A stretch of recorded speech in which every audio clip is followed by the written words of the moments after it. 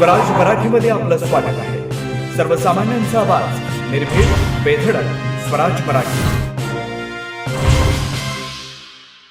पाहूया स्वराज्य Marathi top 10 headlines.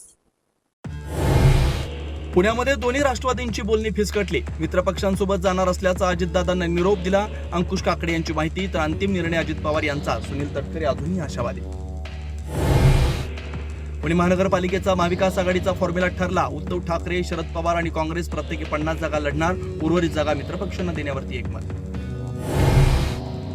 Vasai विरारमध्ये मनसे बवियाच्या शेट्टी या चिन्हावरती लढणार. तर ठाकरेची शिवसेना वसई विरारमध्ये स्वबळावरती लढणार. मुंबईमध्ये राष्ट्रवादी काँग्रेसकडून मलिकांच्या घरामधल्या तब्बल 3 जणांना उमेदवारी. नवाब मलिकांचे भाऊ कप्तान मलिक, बहीण सईदा आणि कप्तान यांच्या सुनेला देखील तिकीट. मुंबई महानगरपालिकेसाठी भाजप शिवसेनेचं 200 जागांवरती एकमत. राहिलेल्या 27 जागांबद्दलचा निर्णय बैठकीमध्ये होणार. जवळपास 10 ते 15 जागांवरती उमेदवारांची देवाणघेवाण होण्याची शक्यता. मुंबई महानगरपालिकेसाठी अजित पवार यांच्या राष्ट्रवादीचा एकला चलोरेचा डारा. मुंबई महानगरपालिकेमध्ये किती जागा लढणार 30 डिसेंबरला जाहीर करू. सुनील तटकरे यांची माहिती.